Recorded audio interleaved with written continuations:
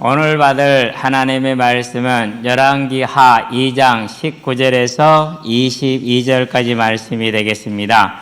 열왕기 하 2장 19절에서 22절까지 말씀 봉독해 올리도록 하겠습니다. 그 성읍 사람들이 엘리사에게 말하되 우리 주인께서 보시는 바와 같이 이 성읍의 위치는 좋으나 물이 나쁨으로 토산이 익지 못하고 떨어지나이다. 엘리사가 이르되 새 그릇에 소금을 담아 내게로 가져오라 하매 곧 가져온지라. 엘리사가 물 근원으로 나아가서 소금을 그 가운데에 던지며 이르되 여호와의 말씀이 내가 이 물을 고쳤으니 이로부터 다시는 죽음이나 열매 맺지 못함이 없을지니라 하셨느니라 하니 그 물이 엘리사가 한 말과 같이 고쳐져서 오늘에 이르렀더라. 아멘. 아름다운 찬양이었습니다. 이걸 부르는 사람들이 그것을 듣는 것보다 우리 찬양대가 하는 게 훨씬 제 귀에는 더 좋아요. 내 귀가 잘못됐나? 오늘은 이제 엘리사의 첫 사역을 보여주는 장면이죠. 이 묘를 보기 전에 엘리야의 승천을 목도했었을 때 엘리사가 어떤 기분이었을까? 우리는 천국에 있음을 알고, 그리고 주님이 다시 오시는 그날 우리가 영원한 몸으로 부활할 것도 알고 있고, 근데 그것을 엘리야는 눈으로 그 자리에서 보았잖아요. 그렇죠? 그러니까 엘리야가 변화되며 올라가는 그 모습을 눈으로 보았단 말이에요. 어떤 느낌이었을까요? 저와 여러분들에게 앞으로 반드시 일어날 일이긴 합니다. 그런데 엘리사는 그것을 눈으로 보았고 그 자리에 현장에 있었고, 그런 엘리사의 마음은 분명히 하나님의 나라, 우리에게 주어질 영원한 천국, 그리고 부활에 대한 확신과 소망이, 감사와 감격이 분명히 남다르지 않았겠는가. 아마 그 사실 하나만 가지고도 엘리사에게는 큰 사역의 능력으로 작용하였을 것이다. 그래서 항상 생각하며 항상 또 구하는 것입니다. 하나님, 우리에게도 이 천국과 부활에 대한 소망이 우리의 마음에 자리 잡게 하여 주시옵소서. 세상이 우리 심령을 차지하는 것이 아니라 하나님의 나라 영원한 천국을 향한 이 소망이 나와 우리 성도들 가운데, 또 주의 이름을 부르는 모든 이들의 심령 가운데 가득가득하게 하여 주시옵소서라고 항상 기도합니다.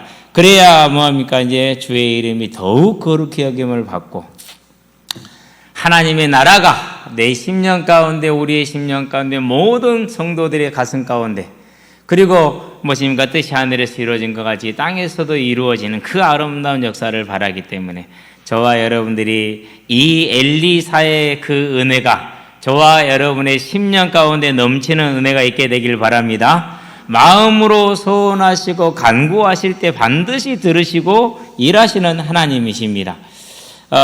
이제 태풍이 날씨가 괜찮죠? 아무도 안 믿어요. 나 기도했으니까 태풍 안 온다고 해도 내 주변에 사람 단 한 명도 안 믿어요. 운동장에서도 아무도 안 믿어요. 비 안 온다고 목사님이 기도했다고, 태풍 이제 없어졌다고, 가락했다고. 그래서요, 누가 구하느냐? 간절한 자가 구해요. 필요한 자가 구하고. 그게 사명이에요. 그게 사명. 자, 분명히 하나님은 저와 여러분의 기도에 응답하십니다. 그러면 저와 여러분이 뭘 구해야겠습니까? 엘리사의 그 감동과 그 감격과 그 갑절의 영감이 저와 여러분의 것이 되기를 원합니다. 라는 기도가 있게 되기를 바랍니다. 그 자리에 서서 함께 지켜보았던 여리고성의 제자들은, 선지자의 제자들은 어떻게 됐습니까? 그 감동이 있었어요? 없었어요? 없었어요. 증거가 뭐냐? 엘리야 시체 찾으러 가자고 빡빡 우겨가지고 시체를 찾으러 갔어요. 50명이 3일을 찾았는데 못 찾고 돌아왔어요. 그 말은 뭘 말하는 겁니까? 똑같은 걸 보았는데 받아들이는 게 다른 거예요. 저와 여러분은 이 하나님의 은혜가, 엘리야에게 임한 그 은혜가 저와 여러분에게 임할 수 있는 사모하는 심령들, 간구하는 심령들, 바라보는 심령들 되시기를 바랍니다. 이게 성도가 이 땅에서 누릴 최고의 복이다. 저와 여러분은 이 복을 가지고 있는 겁니다. 그러면 어떻게 됩니까? 세상에 살고 있습니다. 똑같이 월급 얼마 받아가지고 살아갑니다. 그러는데 그 삶이 다릅니다. 세상에 살아갑니다. 똑같이 나이 들어가고 자녀들 키우고 이런 일 저런 일 겪으면서 살아갑니다. 그러나 그 삶의 길을 잃지 않고 분명한 길을 알고 오늘 나의 가는 길과 이 길을 하나님과 동행하는 길이요 영원전부터 계획된 하나님의 일을 이루는 길임을 알고 가는 것입니다. 뭐합니까? 어두워지지 않습니다. 왜요? 천국에 대한 소망이 있기 때문에. 그래서 길을 잃지 않고 반드시 하나님 주신 그 길을 가며 다른 이들을 그 길로 안내하며 이 어두운 세상에 빛을 발할 수밖에 없는 그 삶, 엘리사가 그랬듯이 저와 여러분에게 주어져 있는 것입니다. 이것을 가르쳐서 하나님의 능력이다라고 말합니다. 저와 여러분의 삶이 이 하나님의 능력이 항상 함께 하시게 되기를 바랍니다. 애들이 물어요. 목사님, 내일 아이스크림 사주실 거죠? 아니, 안 사줄 건데. 왜요? 사줘야죠. 뭐 네가 네 입에 들이는데 내가 왜 사줘? 그래도 사달래. 생각해 볼게. 물론 이제 뭐 아직 어리고 귀여우니까 같이 또 핑계 대서 하나씩 얻어먹긴 하겠지만 그렇죠? 이 아이들이 뭘 비춰주는 겁니까? 그러니까 빛을 비춰주는 겁니다. 사람은 하나님 형상으로 지음받았고 하나님은 하나님이시기 때문에 사람이 하나님께 예배하는 것이 가장 아름다운 것이고 그 예배는 천국에 가면 영원히 드릴 것인데 오늘날 교회에서 우리가 모여서 드리는 것은 그 예배를 맛보는 것이야. 그게 계시록 4장 5장에 나와 있는 장면이죠. 이제 저와 여러분들이 오늘 이 시간에 이 하나님을 찬양하며 하나님의 은혜 가운데 거하며 세상의 빛으로 서는 하나님의 능력 가운데 거하게 되길 바랍니다. 자, 이런 삶을 이런 것을 알고 있었고 그 은혜가 충만했기 때문에 엘리야가 죽었었을 때 옷을 둘로 찢은 사람은 엘리사 한 사람밖에 없어요. 제자들은 그런 것에 관심이 없었어요. 옷을 찢을 이유가 없었단 말이죠. 왜요? 아니 저거 떨어졌을지 몰라. 그런 것에만 관심이 있는 거예요. 그러는데 엘리사는 그렇지가 않았어요. 엘리야가 죽음으로 그게 너무 그에게는 큰 슬픔이었고 아픔이었어요. 그래서 옷을 둘로 찢어요. 여리고 성을 무너뜨리고 그 성을 전부 다 멸하라고 그랬어요. 완전히 멸하라고. 그런데 다 멸하라는데 아간이 거기서 뭘 감췄어요? 은을 가져다 감추고 의복을 가져다 감췄어요. 그래서 아이성에 올라가서 졌어요. 그럴 때 여호수아가 어떻게 합니까? 그 슬픔 현장 가운데서 옷을 찢었어요. 그러고 애통해하며 회개를 하죠. 그러면서 하나님께 묻습니다. 하나님, 이것이 누구의 죄로 말미암음입니까? 그래서 결국 이제 아간이 들통이 나고 돌에 맞아 죽게 되는 것이죠. 그러니까 그렇게 슬플 때나 옷을 찢는 건 그런 거란 말이에요. 겉옷을 찢는 거는. 그런데 엘리사는 겉옷을 찢었어요. 왜 그랬을까요? 그것은요, 본인이 가진 하나님의 나라에 대한 소망. 우리가 힘들고 내 자녀가 힘들어야 우리는 마음이 아프단 말이에요. 그런데 엘리사는 그러지 않았어요. 엘리야가 죽는 게 마음이 아팠어요. 그래서 이스라엘의 아버지요 그렇게 부릅니다. 나의 아버지요. 무슨 말입니까? 하나님의 나라를 사랑하고 하나님을 사랑하며 이스라엘 백성을 사랑하는 그 사랑이 있었기 때문에 이 어두운 이스라엘의 등불이 되어주던 그 엘리야가 죽은 것을 아파하며 옷을 찢은 거예요. 뭐가 남다른 겁니까? 은혜가 남다른 겁니다. 사명이 남다른 겁니다. 저와 여러분들이요, 이 엘리사가 가졌던 그 심령과 그 은혜와 그 사명, 저와 여러분의 것이 되게 하기를 바랍니다. 그렇게 될 때 어떻게 됩니까? 그걸 저와 여러분이 가지고 살아갑니다. 그렇기 때문에 그 삶은 구별된 삶이죠. 바뀝니다. 완전히 다른 삶을 살 수 있는 겁니다. 그게 엘리사의 삶이에요.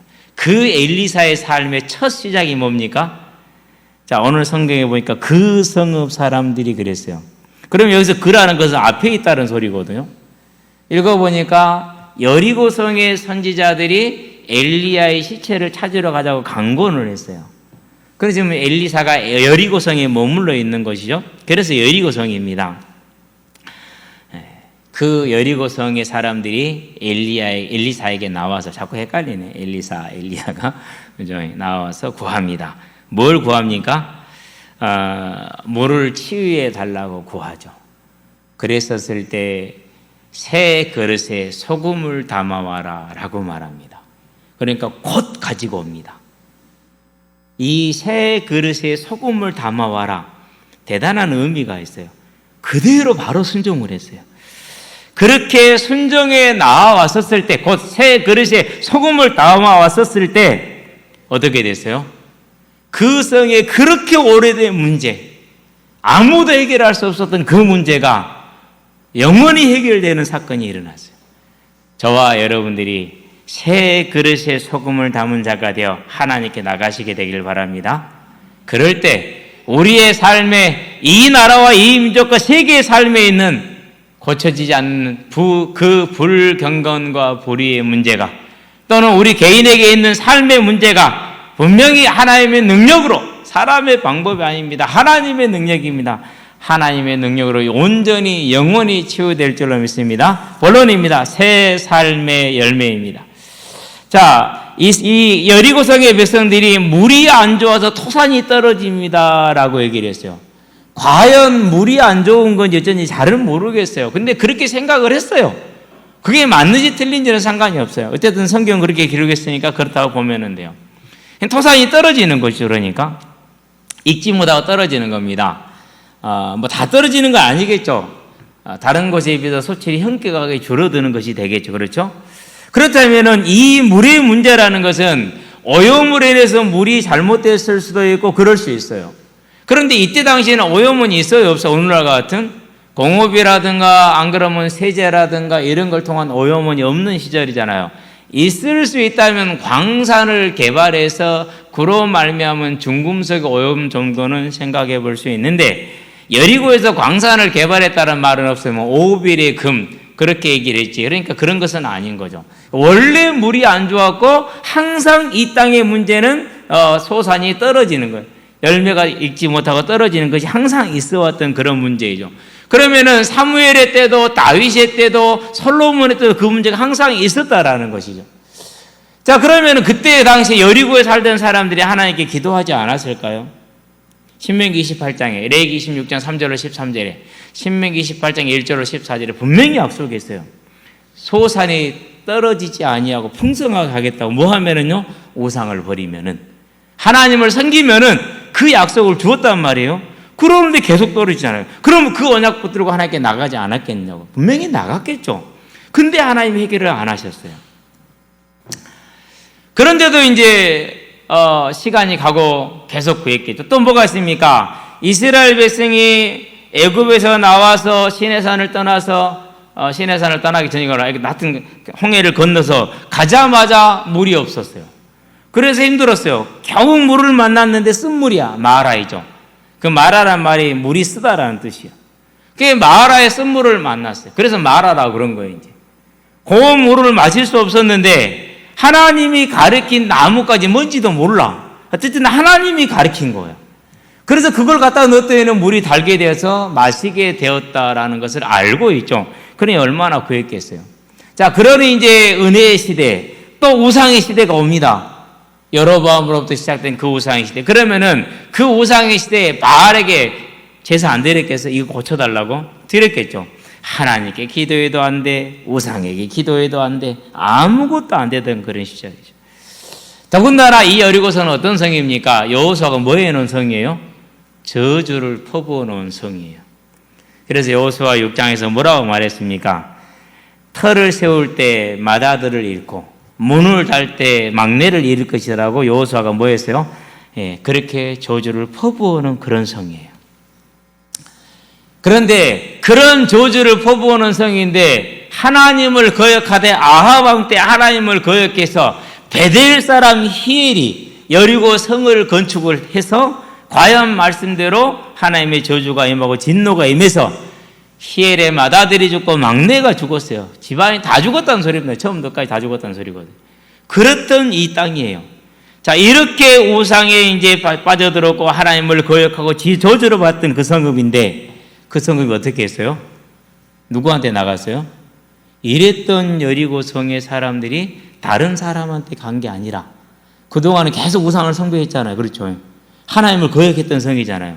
그러던 그들이 가장 먼저 누구한테 나갔어요? 엘리사에게 나갔어요. 이걸 가르쳐서 띄우면 우리가 할렐루야 그래야 돼요. 그렇게 우상을 숭배하며 하나님을 거역하던 그 성 사람들이 제일 먼저 엘리사에게 나갔어요. 그래서 뭘 구합니까? 그 성읍 사람들이 엘리사에게 말하되 그랬어요. 자, 이건 중요한 부분이에요. 왜 그러냐면요. 나중에 밑에 23절 한번 봐봐요. 23절에 보니까 엘리사가 베델로 올라갔어요. 근데 베델에서는 어린 아이들이 나와서 엘리사를 놀렸어요. 그래서 42명이 암콩 2마리에게 찢겨 죽었어요. 이런 지금 이제 사회적인 영적인 분위기인데 오히려 베델만큼 타락한 여리고성의 사람들은 어떻게 했어요? 가장 먼저 하나님께 나와서 이 오래되고 고질적인 문제, 우리가 어찌할 수 없는 이 문제를 해결해 달라고 하나님께 나온 거예요. 저와 여러분들이 이제까지 어렵고 힘든 문제가 있다 할 때도 하나님께 들고 나가시게 되길 바랍니다. 반드시 하나님은요, 어떠한 자의 기도도, 그래서 누구든지 주의 이름을 부르는 자는 구원을 얻으리라. 이 구원은 생명의 구원뿐만 아니라 모든 삶의 구원을 포함하고 있는 것입니다. 구하면 되는 것이 그러니까. 하나님께로 나갑니다. 나가니까 뭘 구합니까? 엘리사가 뭘 명령합니까? 새 그릇에 소금을 담아라 라고 얘기를 했어요. 여러분, 소금을 물에 넣으면 어떻게 돼요? 그러면은요, 그나마 자라지도 못해요. 그래도 자라가지고 열렸다가 익지 못하고 떨어졌는데 그 전에 다 죽어요. 말도 안 되는 명령을 내린 거예요. 이게 이제 저와 여러분들이 주의해서 보아야 될 부분이에요. 하나님의 말씀이 떨어지면은 우리의 이성과 세상의 논리로는 이해 안 될 때가 참 많아요. 그런데 뭐가 중요해요? 그것은 연약하고 무능하며 한계가 분명한 사람과 세상의 문제이지 전능한 창조주 하나님에게는 그런 모든 물리 법칙과 우리가 알고 있는 자연 법칙과 우리가 이해하는 과학을 다 뛰어넘는 사실이요. 그 사실을 저와 여러분들이 알고 신뢰하느냐 신뢰하지 못하느냐. 그동안 그 오랫동안 모든 시간을 거쳐왔지만 해결되지 못했어요. 그러고 하나님께 나갔더니 하나님 하시는 말씀이 말도 안 되는 얘기를 합니다. 뭐라고 말합니까? 새 그릇에 소금을 담아온나 그럽니다. 자, 그렇게 명령하니까 어떻게 됩니까? 곧 가져온지라 그랬어요. 바로 가져왔다라는 말이에요. 뭐 하지 않았어요? 의문 갖지 않았어요. 토달지 않았어요. 저와 여러분들이 말씀을 받고 그 말씀에 순종한다라는 것은요, 가장 사람으로서는 지혜 있는 일이고 능력 있는 일이 되는 겁니다. 저와 여러분들은 말씀에 순종하는 자들 되기를 바랍니다. 그래서 새 그릇에 소금을 담아옵니다. 새 그릇은 뭘 뜻하는 겁니까? 새 그릇은 이전에 쓰던 것을 버렸다라는 말이에요.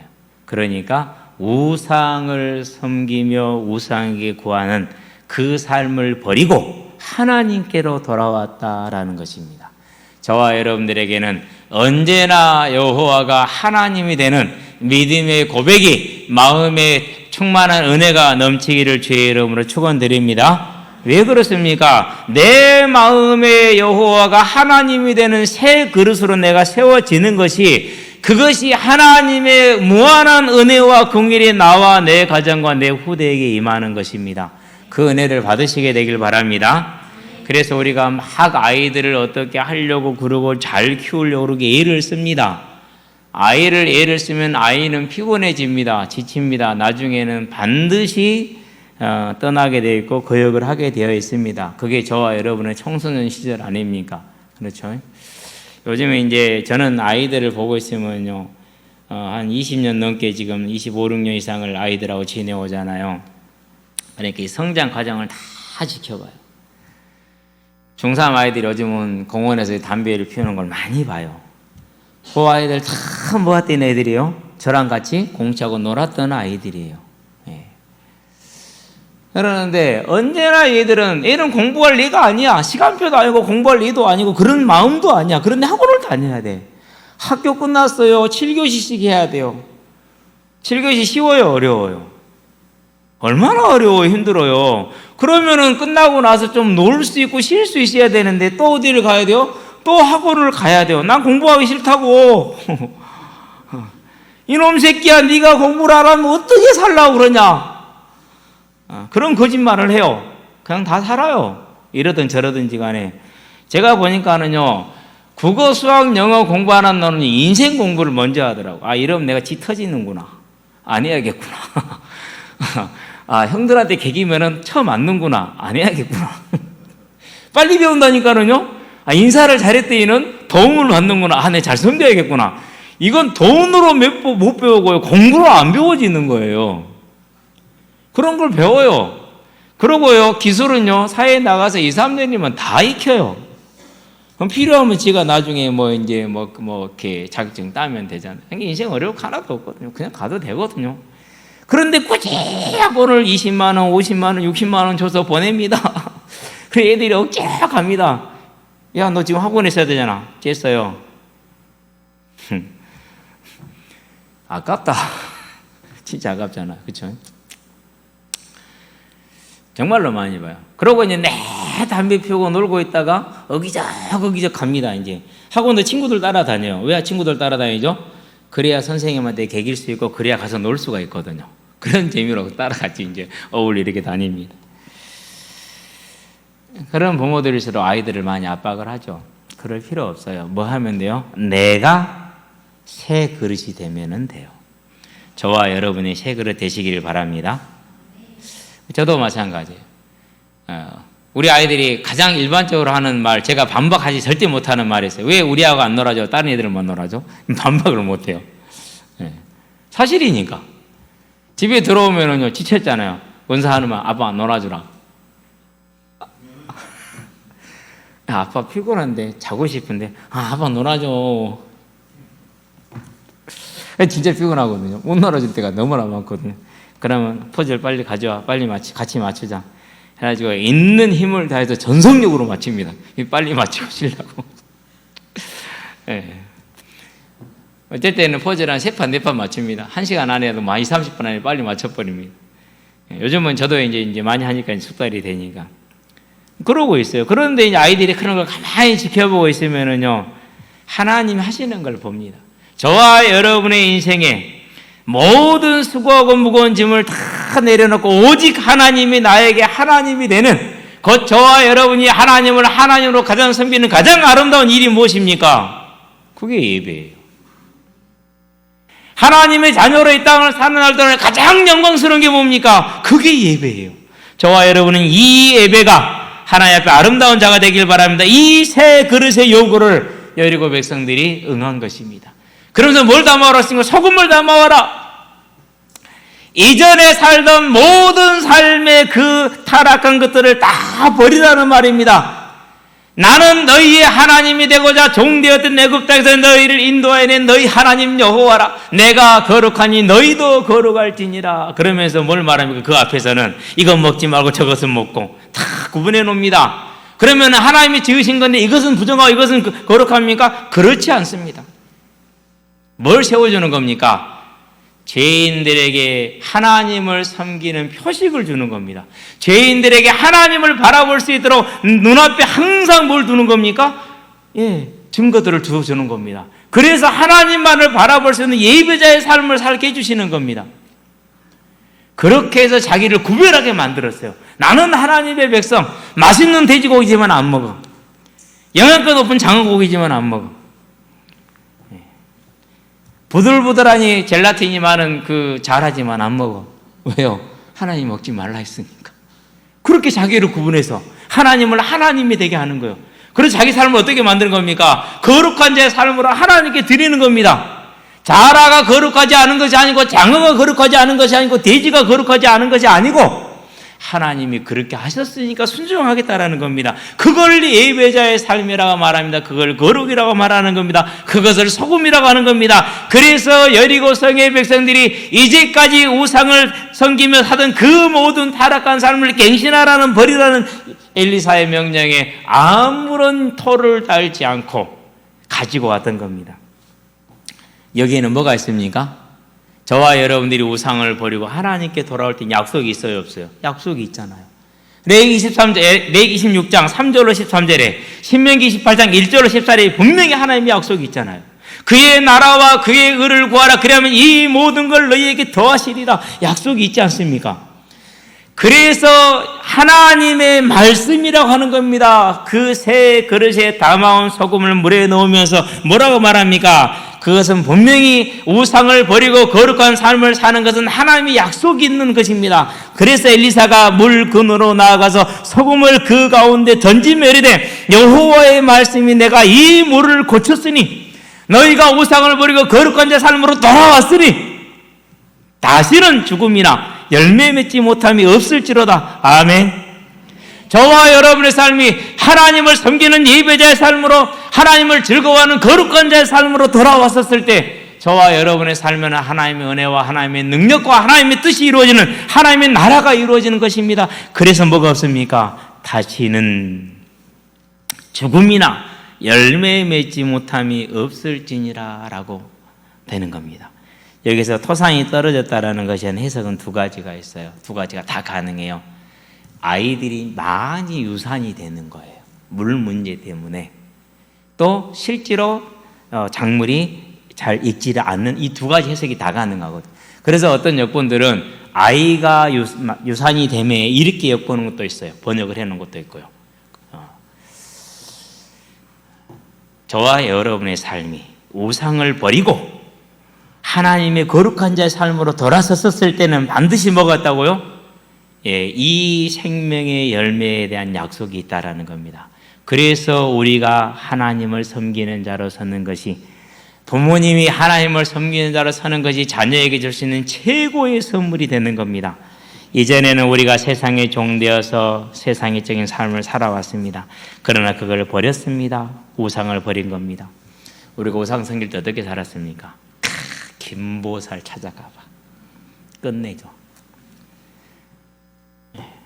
야, 어느 절에 가봐. 거기서 기도 불공 드려봐. 확실해.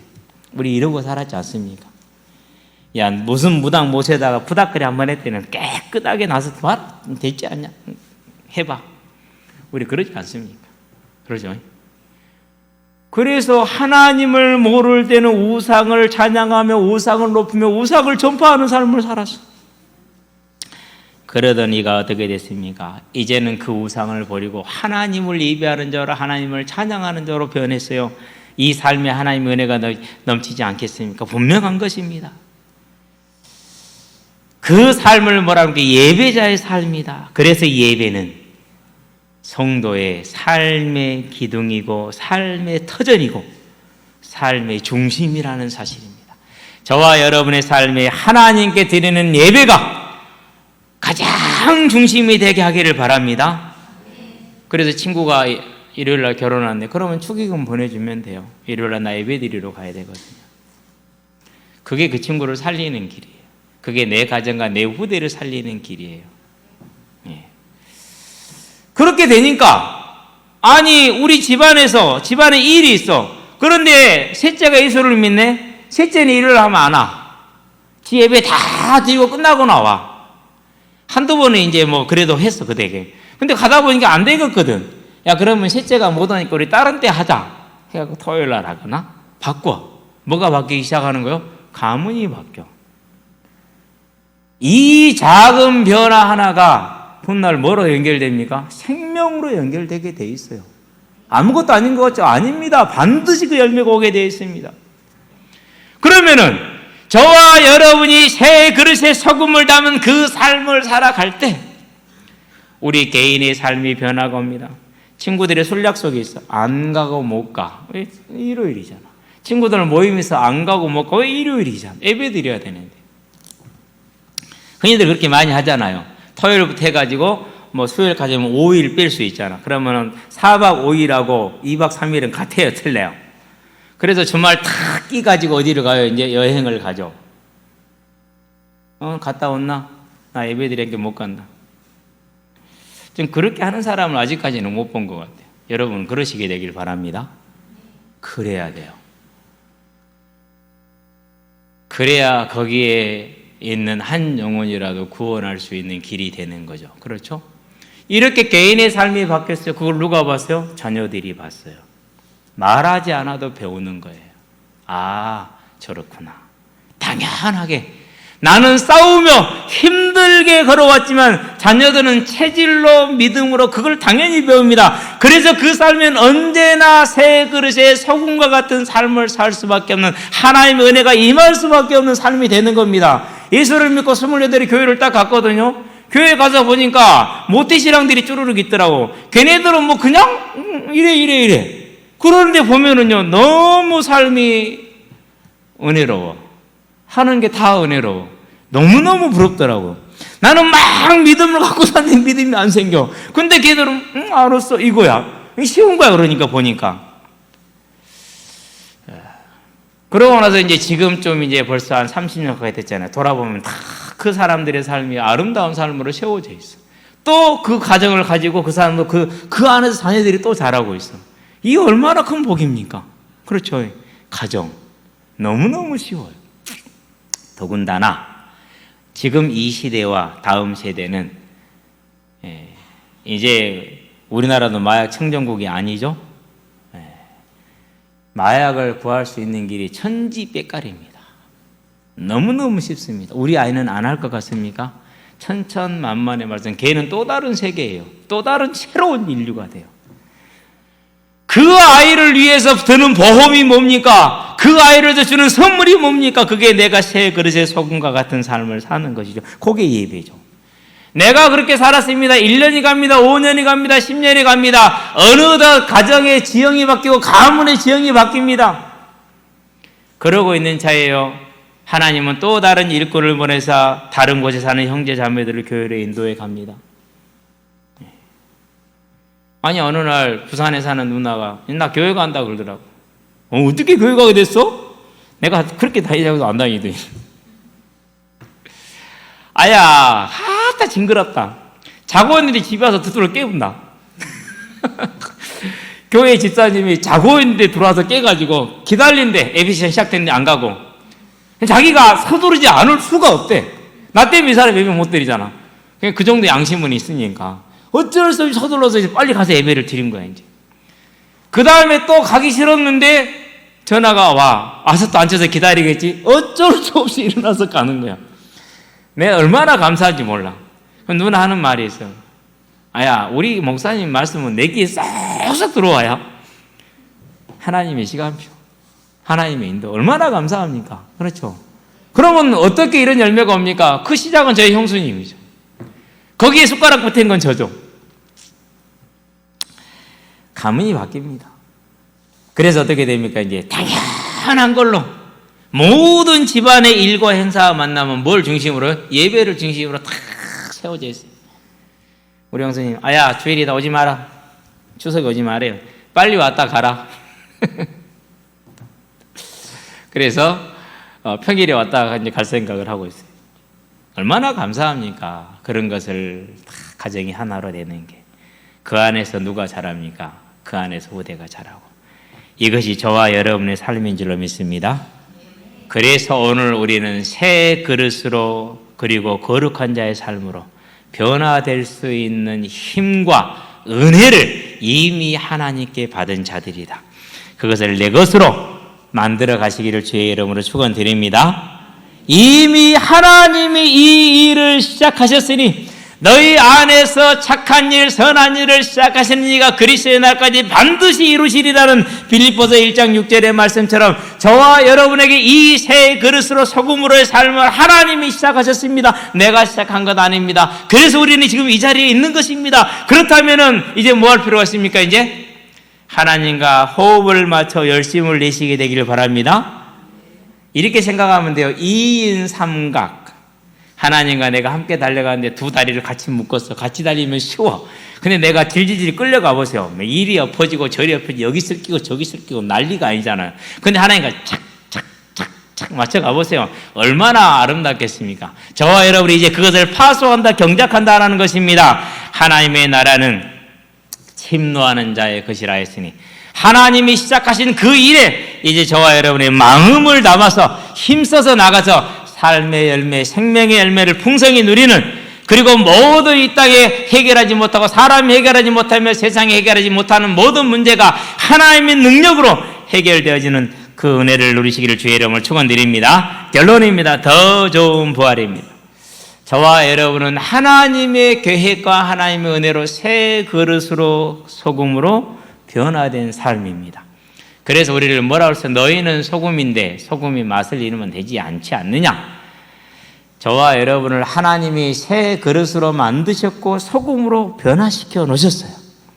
그러면 지금부터 뭐 하면 됩니까? 내 삶은 반드시 생명의 열매를 맺을 수밖에 없는 삶으로 세워졌구나.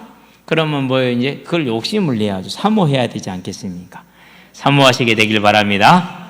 그 사모하는 삶으로 그 중심에 예배가 있게 하시고, 그 중심에 현장의 전도가 있게 하시고, 그 중심에 섬김이 있게 하시게 되길 바랍니다. 그래서 예배와 섬김과 전도는 저와 여러분들이 힘써서 해 나가야 될 나를 위한 길이고, 내 가정을 위한 길이고, 후대를 위한 길이고, 가문을 위한 길이요, 하나님의 나라를 이루는 길이라는 걸 알고 힘써 가시게 되기를 바랍니다. 그래서요, 이제는 저와 여러분의 개인에게 있는 여러 가지 문제와 일과 어려운 것들을 그거를 붙들고 막 애쓰지 마시고, 엘리사가 어디에 충성되어 있습니까? 하나님이 부르신 그 시대에 온전히 충성돼서 사명에 충성된 거죠. 저와 여러분들이 이 사명을 내 마음에 딱 담을 때 이제는 뭐가 필요합니까? 그 기도가 필요한 거죠. 하나님이 부르신 이 사명이 내 마음에 엘리사와 같이, 바울과 같이, 믿음의 성도들과 같이 채워지게 하여 주시옵소서라는 이 지혜로운 기도가 있게 되기를 바랍니다.